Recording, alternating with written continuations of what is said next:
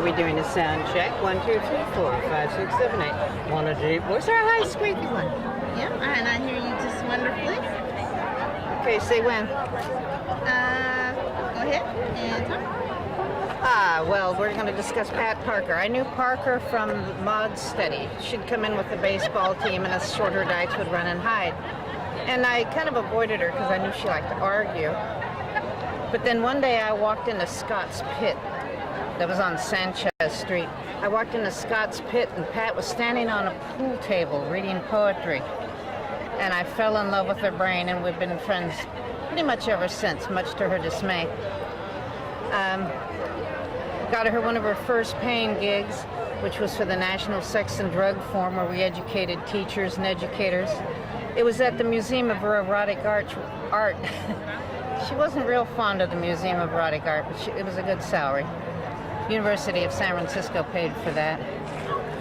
And then throughout the years, she played on my baseball team, the Beavers, and then the Resistors, when I had the bar Ollie's. And Parker was a wonderful lesbian. She was a dyke. She loved discussing. No matter what the subject, she would find a discussion. And she would change positions and options just to keep going. She also introduced me to Audre Lorde, who told me that sex gets better every decade, and that's kept me alive for many times, with a lot of faith in the future. But she was a good bar dyke, a good poet. But to walk into a lesbian bar and see a lesbian standing on a pool table reading poetry just tore my heart up, because I at first thought we were all poets. And then I had the truth of it when you go out to the clubs. It wasn't that way. But Parker was always a little bit above the rest, And she did like discussing. She's a wonderful baseball player, too. Hope I'm not scattering around too much for you. But that was in the 60s when she was standing on that pool table, and her forums got bigger and smaller. She had the Orange Concentrate album came out. She read at Balboa High School auditorium, which was full. Often I'd put on a poetry reading and maybe 15 people would show up, which I thought was rather tragic. When was that? At the Bacchanal or at Ollie's, What years? Later 60s, and all that.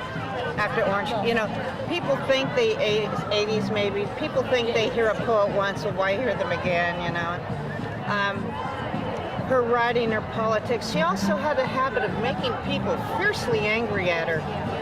One time I remember, in the bar, Ollie's, somebody was trying to hit her with their little white purse over an abortion issue. And another time, she was walking across the parking lot, and this little woman jumped on her, and the police saw it, so they arrested the little woman. Another time, a little woman jumped on her when she was sitting there having a beer, and she kind of moved her arm up, not knowing, and the woman just rolled across the floor because she was very strong, and she had shoulders. So the woman who hit her was against abortion? Oh, yes, high heels and all that, and she was screaming there. She was going to hit her with the purse. We had to calm them both down, separate them. She was against abortion, and she was against women's health centers and the politics that we all basically believe for feminists, women's right to choose their own bodies and choices. Right. And but she was a wonderful instigator of arguments. She did good on that. But she was often. I was with a lot of organizations and did a lot of public speaking. And I'd say, we have no black person here. And they'd say, well, we have none. I said, I have one. Get her in there, It just, people didn't look as far as they could have, perhaps. Okay?